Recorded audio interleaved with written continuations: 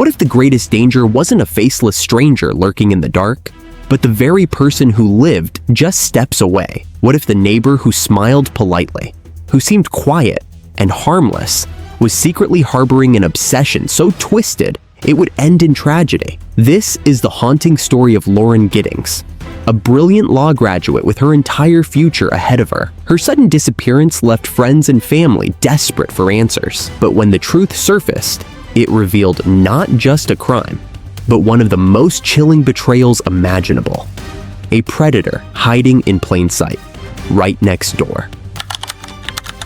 Lauren Teresa Giddings was born on April 18, 1984, in Maryland.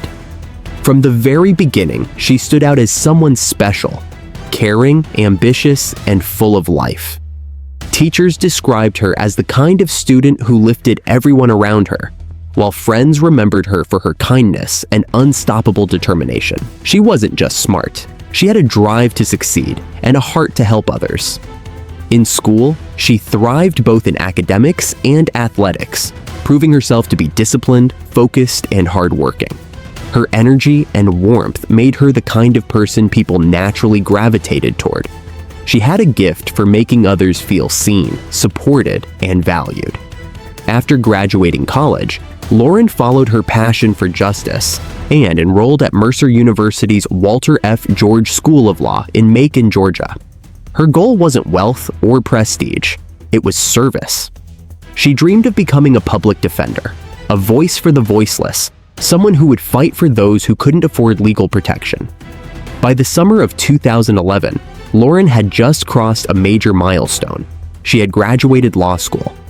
With only weeks until her bar exam, she stood on the edge of turning her dream into reality. To everyone who knew her, the future looked unstoppable, bright, promising, and full of possibility. But beneath that shining surface, danger was quietly closing in. Lauren had no way of knowing that her neighbor, someone who had lived only steps away, was watching her every move, waiting to turn her dreams into a nightmare. In late June 2011, Lauren was preparing for the bar exam while balancing her social life with her friends and boyfriend, David Vandiver. She lived in a modest apartment complex near Mercer's campus.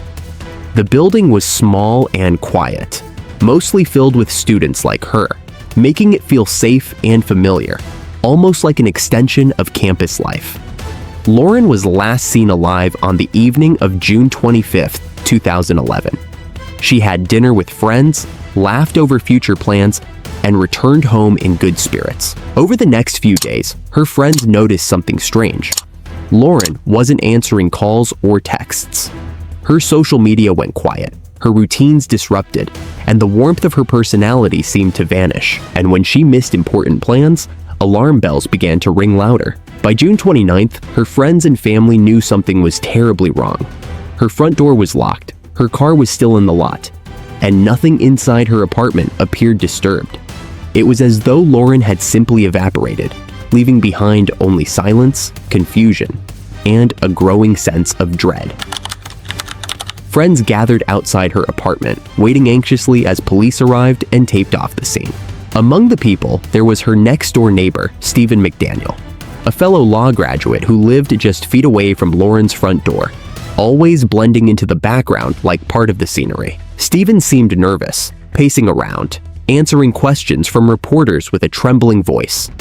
He told police and the media that Lauren was sweet, friendly, and someone everyone liked. He claimed to be worried, just like everyone else.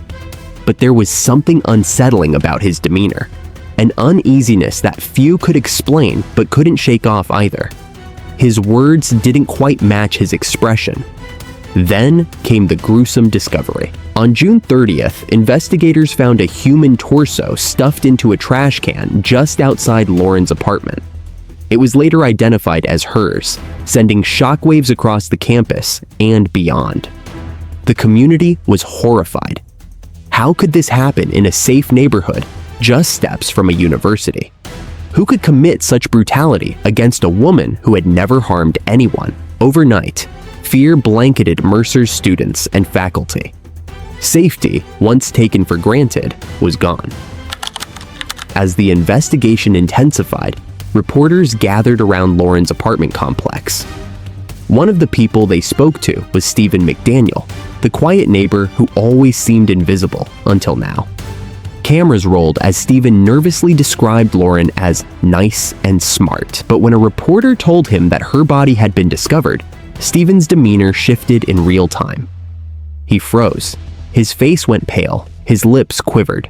He stammered and gasped, struggling to find words, before saying he needed to lie down. The chilling moment was captured on live TV. The bizarre reaction went viral almost immediately, raising suspicion and drawing nationwide attention. His collapse didn't look like grief. It looked like guilt leaking through the cracks of a carefully controlled mask. Stephen wasn't just a concerned neighbor.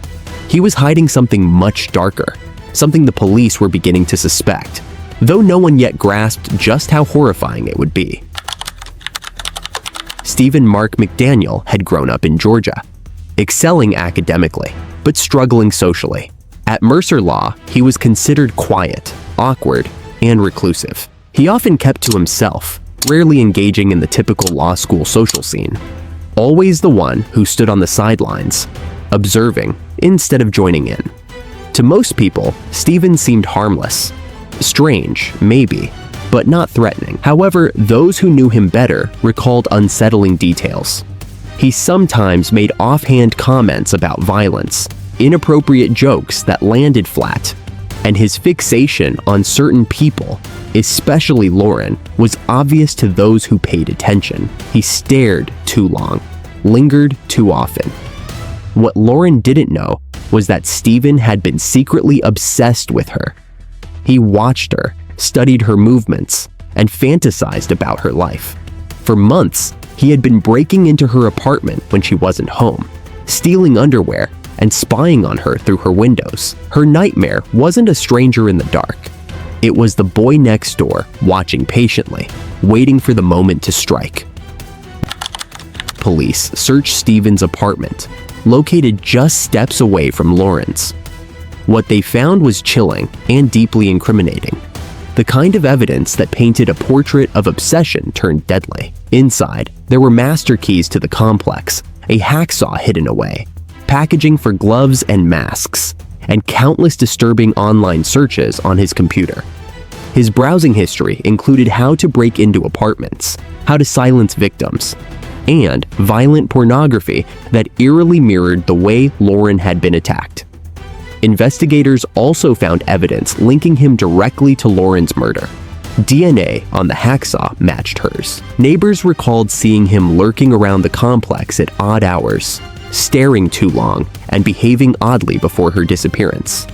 And surveillance footage placed him near the trash cans where her remains were dumped, right when the body was discarded. It was becoming terrifyingly clear.